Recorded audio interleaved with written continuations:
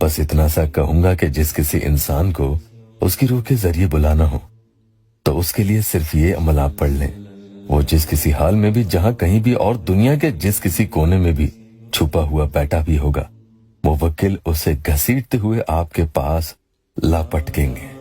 یہاں روح کے ذریعے کا مطلب یہ کہ اس کے اندر سے ہی آواز آئے گی کہ آپ کو فلاں شخص بلا رہا ہے اور آپ کو اس کے پاس حاضر ہونا چاہیے، اور آپ کو اس کے پاس حاضر ہونا ہی پڑے گا۔ وہ اس فرمان کی نافرمانی نہیں کر سکے گا۔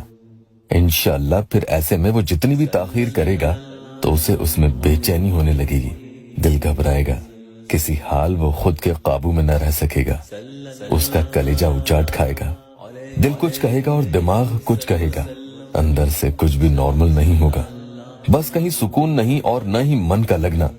ایسی عجیب طبیعت اس میں ہونے لگتی ہے۔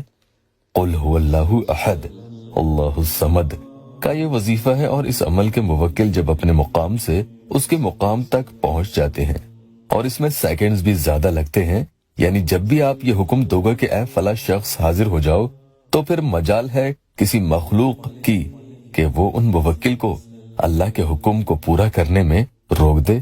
پھر جیسا آپ انہیں کہتے ہو وہ آپ کے حکم کی تعمیل کر کے ہی دم لیں گے، آپ کے بھی مسئلے حل ہوں گے۔ اس عمل کی بات میں کروں تو اس میں آپ کو یہ دھیان رکھنا ہوگا کہ آپ جب تیار رہیں کہ وہ آپ کے سامنے حاضر ہو جائے اور آپ انہیں فیس کر سکیں، اس میں آپ کو کوئی پریشانی نہ ہو تو ہی آپ اس عمل کو پڑھ لیں۔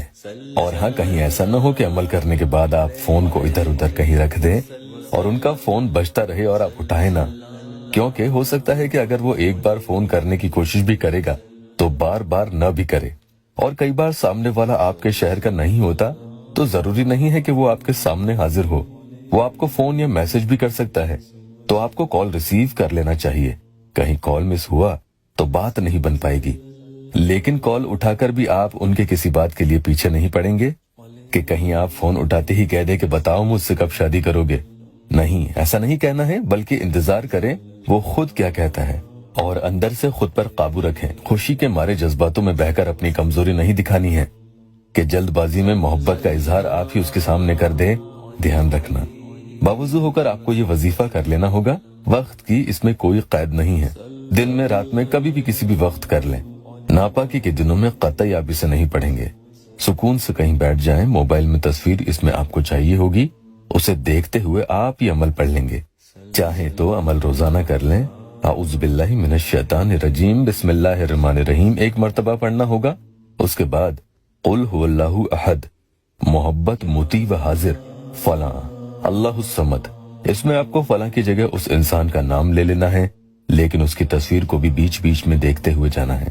مطیع یعنی آپ کا فرما بردار بن بیٹھے گا اور اپنی روح اور جسم کے ساتھ آپ کے سامنے کھڑا ہوگا۔ اس طرح سے آپ کو 41 ٹائمز یعنی 41 مرتبہ یہ پڑھ لینا ہوگا، اور اس کے بعد اللہ سے خوب دعا بھی کرنی ہے۔ انشاءاللہ مطلوب کی فوراً حاضری ہوگی۔